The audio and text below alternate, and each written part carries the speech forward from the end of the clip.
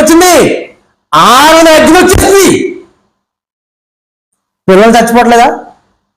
అదేంటి ఉదుకు తుఫాను వచ్చింది, పిల్లలు లేరు అంతా చచ్చిపోవట్లేదా? వాళ్ళకి బాప్తిజం పోతే వాళ్ళకి రక్షణ వద్దా? ఇప్పుడు హైదరాబాద్ మీదకి భూకంపం వచ్చేదే, ఇళ్ళని కూలిపోతే అందులో పిల్లలు చావడా? ఆత్మ లేవా? వాళ్ళకి రక్షణ వద్దా? మన పిల్లల్ని మనం ఏం చేస్తామంటే రక్షణకి లేకోకుండా నరకానికి అప్పగించేస్తున్నామనే సంగతి తెలియట్లే. ప్రియమైనటువంటి వారులారా, పిల్లలకి రక్షణ అవసరము.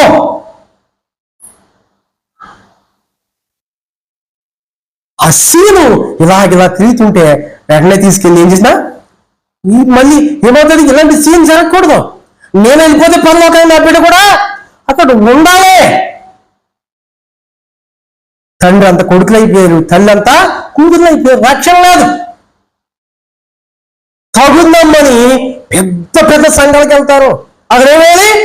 ఏసీ రూమ్ లో కూర్చోవాలి, సిట్ అంటే సిట్టు, స్టాండ్ అంటే స్టాండ్, పట్టుకెళ్ళాలి, అటు చేతిలో పెట్టాలి, రావాలి. రక్షణ లేదు బతుకు.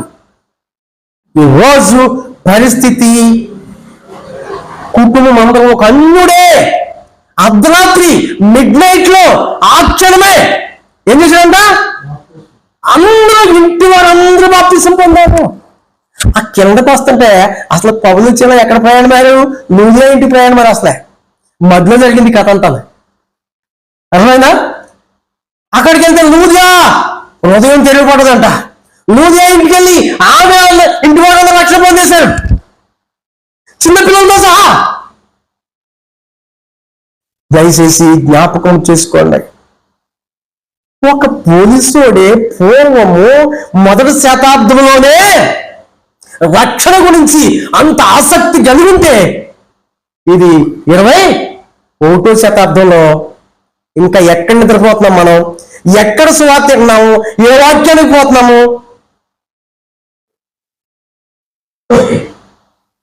ఇంకో విషయం చెప్పనా?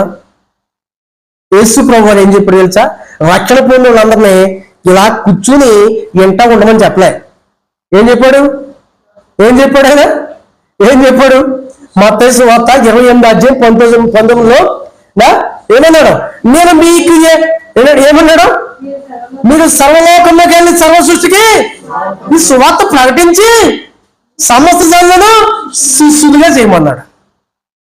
శిష్యులుగా చేస్తారా? సోదరు చేస్తారా? ఏడు బాప్తిజం పొందించి సచ్చిదాకా పాట ముందే కూర్చోవాలి. ఎవరికి సువార్త